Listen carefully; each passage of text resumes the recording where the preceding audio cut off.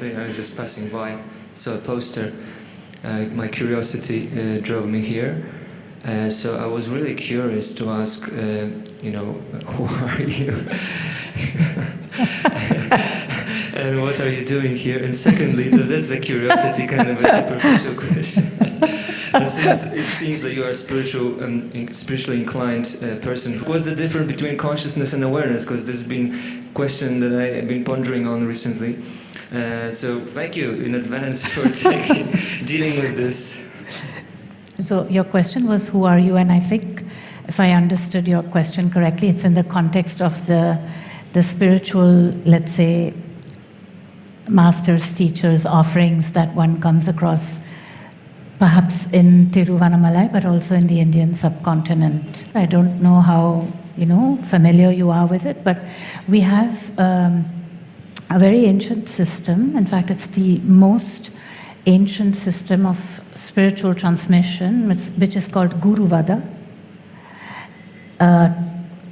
And the transmissions happen through the Guru Shishya Parampara, which is where there's a spiritual master who has students who learn from that master. They learn actually self-realization processes which lead them to themselves, knowledge of self. And they also learn enlightenment processes which lead them to a knowledge of the cosmic, let's say, consciousness, if you want to call it that. So this is Guru Vada is actually a pillar, a very important pillar of the Sanatana Dharma. Sanatana Dharma is the eternal Dharma, the eternal way of life practiced in the subcontinent and now also in many parts of the world by people who follow this Dharma. So it's not religion in that sense, because there's no founding, let's say, no founder as such. Like if you have Christianity, you have Jesus as the founder. If you have Buddhism, you have Buddha. Baha'ism, you have Baha'u'llah. In the Sanatana Dharma, it is the living masters that hold up the Dharma, that uphold it, which means they transmit knowledge of self-realization and enlightenment based on their own experience to their students.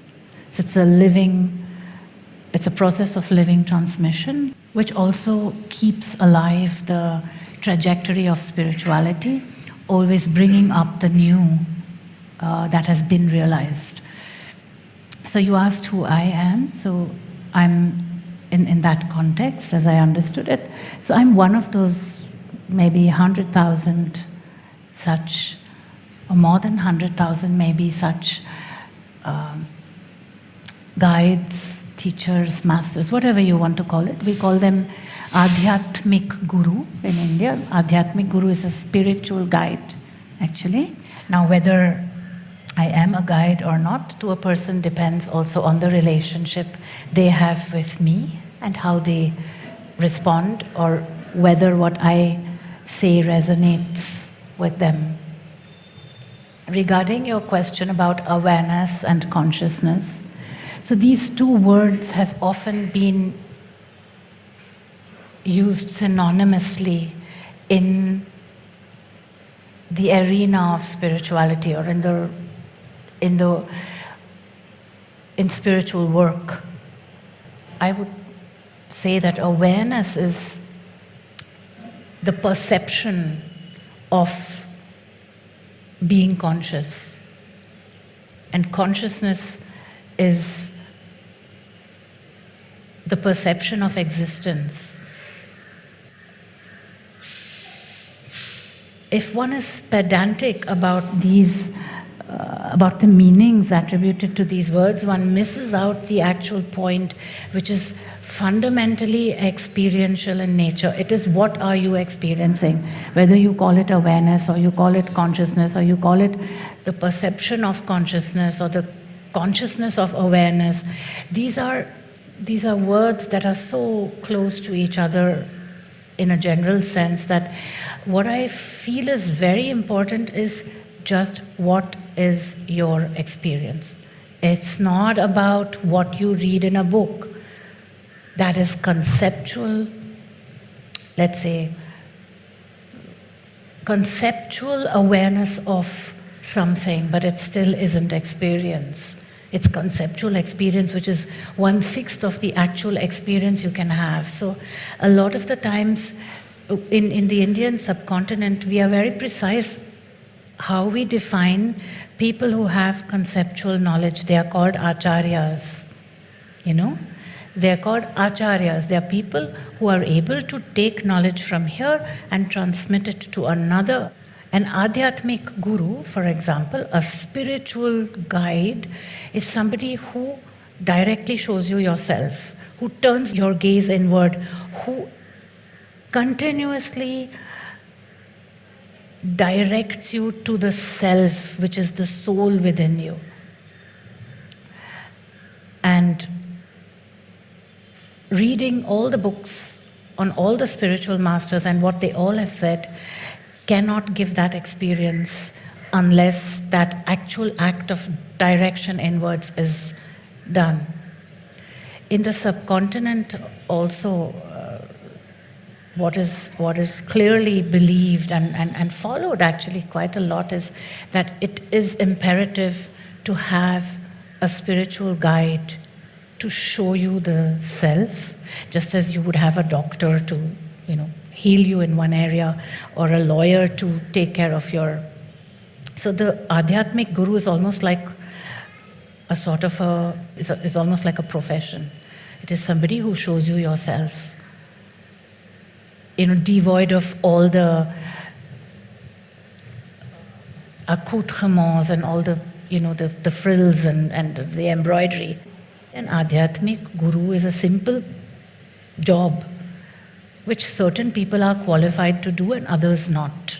Finally, I'm sitting here more actually to say, hey, you have a soul. You were born with an Antaraatman, a soul. Trying to detach from your actions and moving into an identification with the cosmic soul within is actually not conducive to living here in this body, in the here and the now. It is almost an escape. It is better to take on a small identity, which is your name, What is your name, dear? Camille. Camille, that's a female's name, isn't it? It's Arabic name. Camille in Arabic. Okay, I thought it was Camille, like in French. Camille, and what's your mother's name? Hella. So, and where are you from? Where were you born? Eastern Europe. In Eastern Europe, where but? My father's family comes from Belarus. My mother's family You were born in Belarus? in Poland. In Poland. So let's say that Camille, son of Ila from... Ila, you said? From Belarus. That's an identity you take on. So that with that identity, you can actually find self. Because to retract and detach from all your actions and say, this is not me, this is not me, this is not me. These are only my actions. This is only the body doing what it has to do. I am the Supreme Self, is sort of not taking on responsibility for the actions. So what is said over here is take on an identity. Because you go mad if you don't take on an identity. You see a lot of people, for example, in Tiruvannamalai, Rishikesh, places like that, following Neo-Advaitin ideas of what actually identification with Supreme Soul is, and confusing it for actually an abnegation of responsibility for their actions.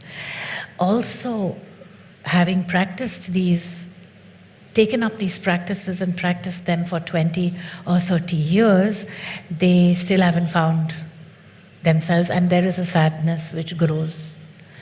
When actually the self is not that, but it's this, it's here and now.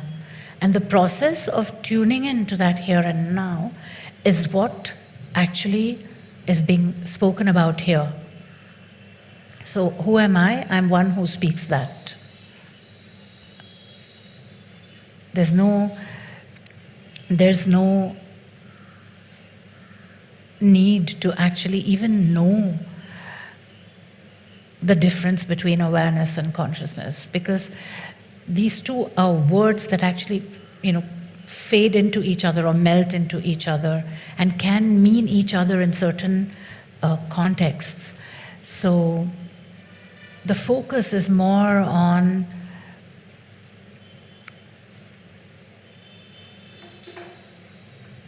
where is the ego in this action of mine?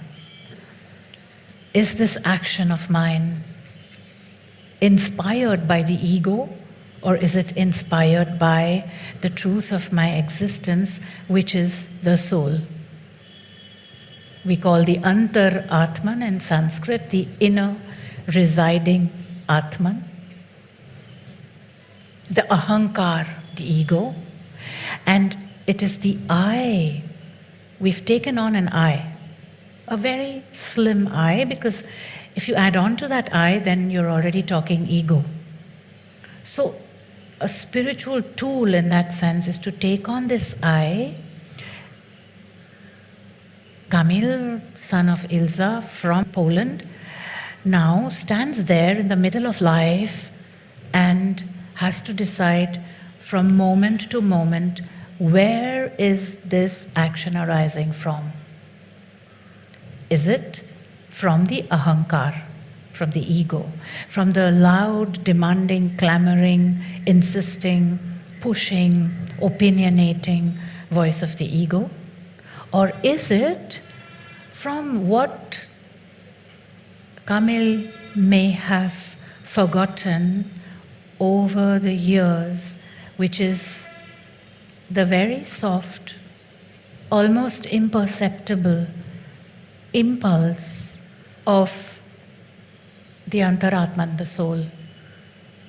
The soul is a material entity. It is not an idea in a book or an energy field. I mean, if the soul is an energy field, then everything is an energy field, certainly. But looking at it from a material point of view, it is a material presence. It's an atom, Atma, it's an atom. And there is a communication happening between the soul and the I, which is actually the body. And it is that communication which we open ourselves to by being vigilant about when the ego is attempting to distort our perception of the experience we have, the world around us. So in each moment, the attempt is to be that present and that here, and so clearly say, I'm this. Only if I'm really this and I know what this is, will I know what that is. So you're here and now, very present, very tuned in, aware that this action in this moment is emerging from either a command of the ego or a very silent impulse of the soul, binary in nature. It's a yes or a no in every moment. And the future of spirituality, that trajectory, is going to increasingly be the training of the human being in detecting the impulse of the soul over and above the loud and clamoring and demanding noise of the ego.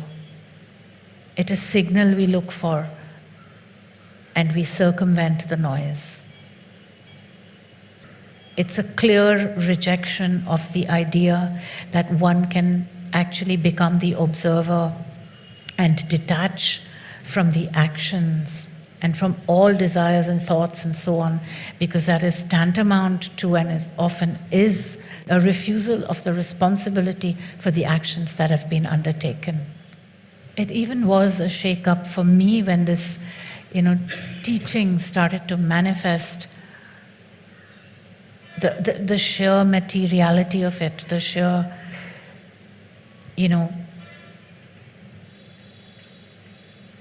the sheer unavailability of any escape mechanism from the present moment. So in that discourse, consciousness, awareness, sure, we can have descriptions for these and try to give them, invest meaning in them, and they will get some meaning. But what it boils down to is your experience. This is not, for example, religion where belief is asked of you. In spirituality, it is only experience that counts. I can say anything I want, but unless you experience this present moment and you actually experience the experience of presence and of the Antaraatman, of the soul, and of its presence, its material presence, whatever I say is going to simply be one more, thought in a book. So the focus is very strongly on the experience of the soul and living a life inspired in every moment by the impulse of the soul and taking on an identity. Not dissolving into the Supreme Self, because if we are meant to dissolve into the Supreme Self, then we don't have to be in a body at all. We can actually be flying around as spirits, and then we'll be fine with our experience of Supreme Self. But since we are in a body, it is our responsibility to be this, and to be this in surrender, in every moment, bending down, in surrender, samarpan, samarpan, samarpan, in surrender to the Supreme Soul, which is individualized in us as the Antaraatman.